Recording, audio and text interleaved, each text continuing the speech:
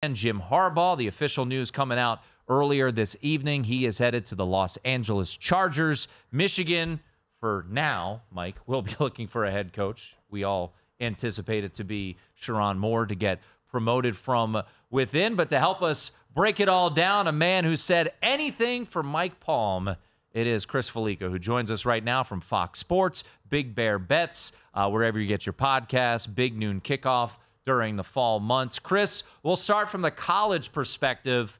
What does this mean for the Wolverines, and how big of a favorite would you make Sherrone Moore to be the next head coach of Michigan? Significantly favored. And I think, this is kind of what I think maybe the holdup was, just to make sure that Sherrone Moore got the job. And I think from a program standpoint, it's the best thing because unlike a lot of other teams, which you see Kalen DeBoer leave Washington and you see Nick Saban leave Alabama and the ripple effect that caused within the rosters, I think the fact that you're going to have Sherrone Moore be the head coach there, you're not going to see the mass exodus of the Michigan roster. And for the Wolverines and their fans and their program, that's the best, most steadying thing. I think all along everybody there knew that Harbaugh was going to leave, basically staring down potential NCAA penalties next year for the sign stealing allegations that are going on. So I think everyone kind of assumed it was going to happen, but to have Sherrone Moore stay and be able to keep a majority of that team and that is going to be left together, I think that this is probably the best that they could have hoped for from a situation where you figure you were going to lose your head coach. Bear, thank you for coming on short notice. You're a scholar, a gentleman, and a historian of the game. And when the news broke, I said I believe Dr. Tom Osborne was the last to leave after winning a national championship. Indeed, the end of the 97 season, he was. Mm-hmm. We saw what happened. Longtime assistant, Solich comes in, wins 9 games a year, 2 top 10 finishes, not good enough. And now we look at Nebraska, who's at the bottom of the barrel of one of the worst divisions in major college football, the Big Ten West. Hoosier Britton's right there. He's aware. He's aware of the fall from grace. Could you foresee a scenario where Michigan follows the Nebraska pattern? Maybe not all the way down, but I think if you look at the number of significant starters and players that they're losing, I don't think there's any doubt that Michigan is headed for a little bit of a regression, certainly next year, and with the expansion of the Big Ten to include USC, UCLA, Washington, and Oregon, like the conference only got stronger. This year, if you look at the Big Ten, outside of Ohio State and Penn State, the conference was not very good.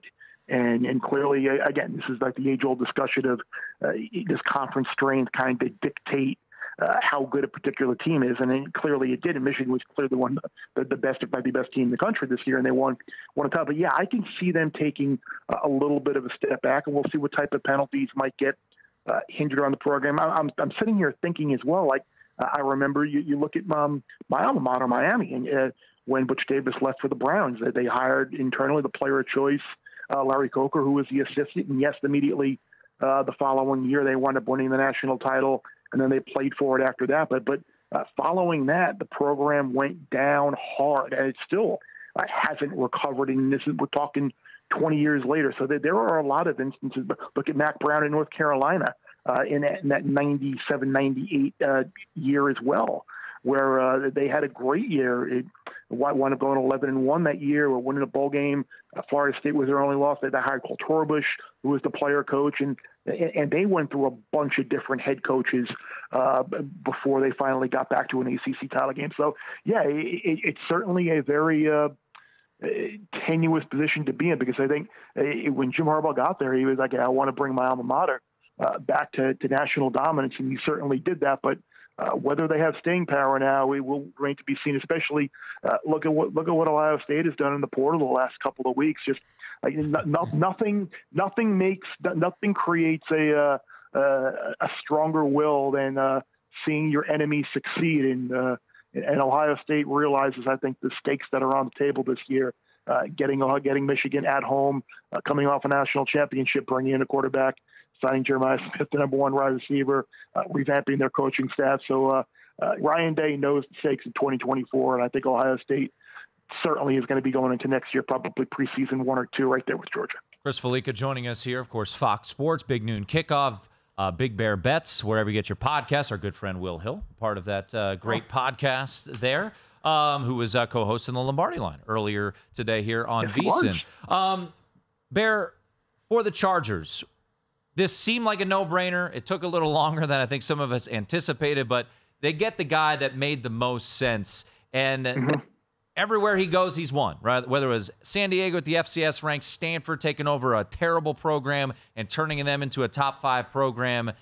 The 49ers, who were 6-10, he takes them to 13-3 in year 1. Is it instant impact, or does it take a little longer, in your opinion, for the Chargers to get to double-digit wins?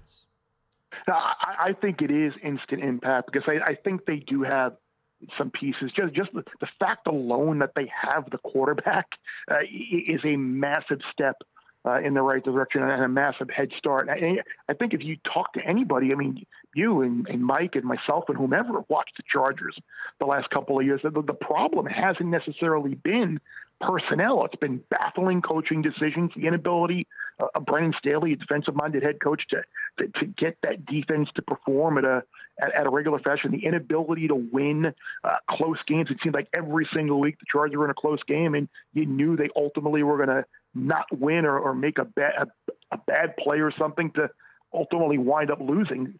So it's like I think they're in a good spot, and again, you're in a very difficult division with the Chiefs. But outside of that, it's like the Raiders. Yeah, they're kind of a new head coach as well, so you don't know.